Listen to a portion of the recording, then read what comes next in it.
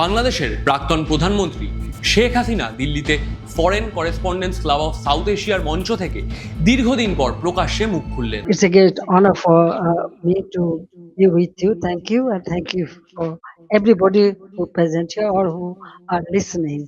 Distinguished journalists, members of the Foreign Correspondents Club of South Asia, respected guests, friends of Bangladesh, ladies and gentlemen, Assalamu alaikum.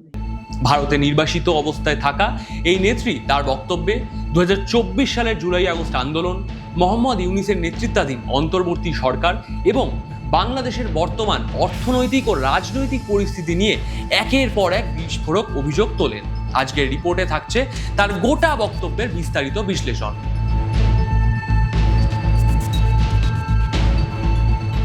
বক্তব্যের শুরুতেই হাসিনা নিজেকে পরিচয় করান বঙ্গবন্ধু মুজিবুর রহমানের কন্যা এবং 5 বারের প্রধানমন্ত্রী হিসেবে।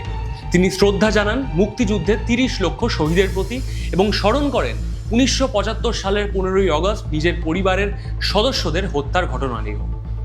উল্লেখযোগ্য বিষয়, এই দিনটি তার ভাই শেখ কামালেরও জন্মদিন। আবেগঘন গলায় তিনি ভাইকে স্মরণ করেন।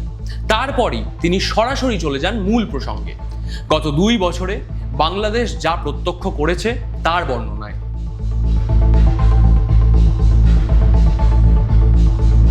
শেখ হাসিনার দাবি 2024 সালের ছাত্র আন্দোলন শুরুতে শান্তিপূর্ণ থাকলেও তা পরিকল্পিতভাবে সহিংস আন্দোলনে রূপান্তরিত করা হয়। তার ভাষায়, কোটা সংস্কার আন্দোলনকে এক দফা দাবিতে পরিণত করা হয়েছিল তার পদত্যাগের জন্য।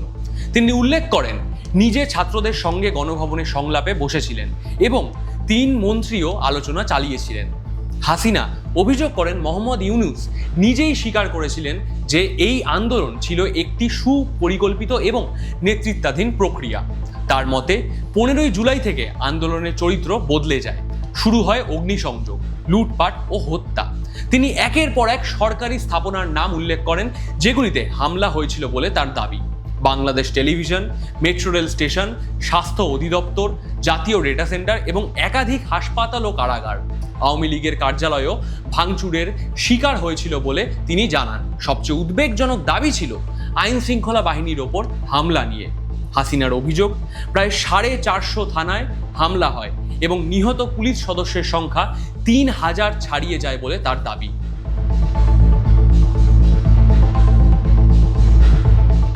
ঘটনার সত্যতা যাচাইয়ে তিনি 18ই জুলাই একটি বিচার বিভাগীয় তদন্ত কমিশন গঠন করেছিলেন, যা পরে 3 সদস্যের কমিশনে সম্প্রসারিত হয়। কিন্তু তার অভিযোগ, ক্ষমতা দখলের পর ইউনূস সরকার সেই তদন্ত বন্ধ করে দেয় এবং জড়িতদের দায় মুক্তি দেওয়া হয়। তিনি আরও দাবি করেন এনসিপি ও বিএনপির কিছু নেতা প্রকাশ্যেই স্বীকার করেছেন যে পুলিশ হত্যা ও অগ্নিসংযোগ ছাড়া তথাকথিত বিপ্লব সফল হতো না। হাসিনার মতে এই বিবৃতিগুলি প্রমাণ করে যে গোটা ঘটনা ছিল সংবিধানের বিরুদ্ধে একটি সংগঠিত আক্রমণ।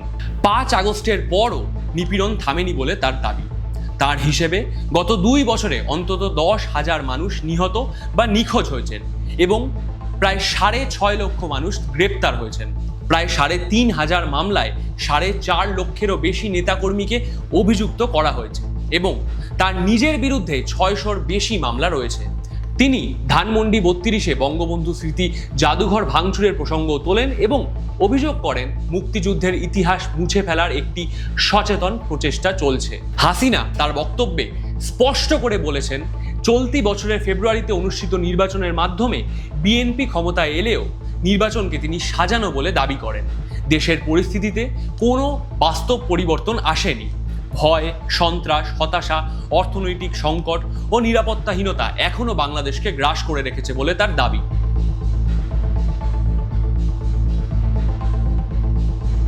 শেখ হাসিনা দাবি করেন তার আমলে যেখানে জিডিপি প্রবৃদ্ধি ছিল 6.8%, বর্তমানে তা নেমে এসেছে মাত্র 2.22%। তার দেওয়া পরিসংখ্যান অনুযায়ী ব্যাংকিং খাতে খেলাপি ঋণ 13% থেকে বেড়ে হয়েছে 47%। দারিদ্র্যের হার 18.6% থেকে বেড়ে হয়েছে প্রায় 47%। 2 কোটির বেশি মানুষ নতুন করে বেকার হয়েছেন। 500-র বেশি শিল্প কারখানা বন্ধ হয়ে গেছে। সরকার প্রতিদিন ব্যাংক থেকে 700 থেকে 900 কোটি টাকা ঋণ নিচ্ছে বলে তার দাবি। হাসিনা এর বিপরীতে তুলে ধরেন তার আমলের উন্নয়ন প্রকল্পগুলি। পদ্মা সেতু, ঢাকা মেট্রো রেল, রূপপুর পারমাণবিক বিদ্যুৎ কেন্দ্র, মাতারবাড়ি গভীর সমুদ্র বন্দর এবং কর্ণফুলী টানেল। হাসিনা আন্তর্জাতিক সম্প্রদায়ের কাছে সরাসরি আবেদন জানিয়ে বলেন, বাংলাদেশের সংকট শুধু অভ্যন্তরীণ নয়, এটি গোটা দক্ষিণ এশিয়ার নিরাপত্তা ও উন্নয়নের সঙ্গে জড়িত।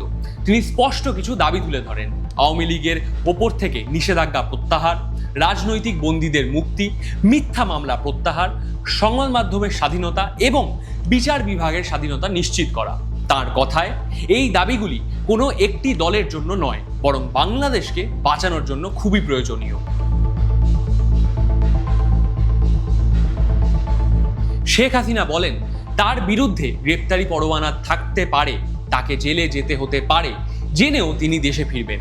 তিনি স্মরণ করেন তার জীবনের কঠিন অধ্যায়গুলি। 1971 সালে মায়ের সঙ্গে বন্দিদশা, ছেলে জয়ের কারাগারে জন্ম, 1975 সালে পরিবারকে হারানো, 6 বছরের নির্বাসন এবং 2004 সালের 21শে আগস্টের গ্রেনেড হামলা সহ 19 বার হত্যা চেষ্টা থেকে বেঁচে যাওয়া। তিনি বলেন, তার ফেরা ক্ষমতায় আসার জন্য নয়, বরং বাংলাদেশকে সঠিক পথে ফিরিয়ে আনার জন্য। বক্তব্য শেষ করেন তিনি জয় বাংলা জয় বঙ্গবন্ধু স্লোগানে। শেখ হাসিনার বক্তব্য এমন এক সময় এলো যখন বাংলাদেশে ইউনূসের অন্তর্বর্তী সরকারের অধ্যায় শেষ হয়ে গেছে। 2026 সালের ফেব্রুয়ারিতে অনুষ্ঠিত নির্বাচনে বিএনপি বিপুল সংখ্যাগরিষ্ঠতা নিয়ে ক্ষমতায় আসে এবং তারেক রহমান দেশের প্রধানমন্ত্রী হিসেবে শপথ নেন। হাসিনা নিজেও তার বক্তব্যে এই নির্বাচনকে সাজানো বলে দাবি করেছেন। ক্ষমতায় হাতবদল হলেও দেশের সার্বিক পরিস্থিতির কোনো পরিবর্তন হয়নি। তার অভিযোগগুলি এখনো স্বাধীনভাবে যাচাই করা হয়নি এবং সাবেক অন্তর্বর্তী সরকার, বর্তমান বিএনপি সরকার ও বিরোধী পক্ষ থেকে এসব দাবির পাল্টা ব্যাখ্যাও উঠে এসেছে বিভিন্ন সময়। তবে এটুকু স্পষ্ট, দিল্লির এই মঞ্চ থেকে দেওয়া বক্তব্য ভারত বাংলাদেশ সম্পর্ক এবং দক্ষিণ এশিয়ার রাজনীতিতে নতুন করে আলোচনার জন্ম দিয়েছে। এই বিষয়ে আপনার মতামত কি কমেন্টে জানান। ভিডিওটি ভালো লাগলে লাইক করুন ও শেয়ার করতে ভুলবেন না এবং চ্যানেলটিকে সাবস্ক্রাইব করে রাখুন এই ধরনের আরও গুরুত্বপূর্ণ আপডেটের জন্য। দেখা হবে পরবর্তী ভিডিওতে। ততক্ষণ সুস্থ থাকুন, সাবধানে থাকুন এবং দেখতে থাকুন দ্য বাংলা স্ফিয়ার। ধন্যবাদ।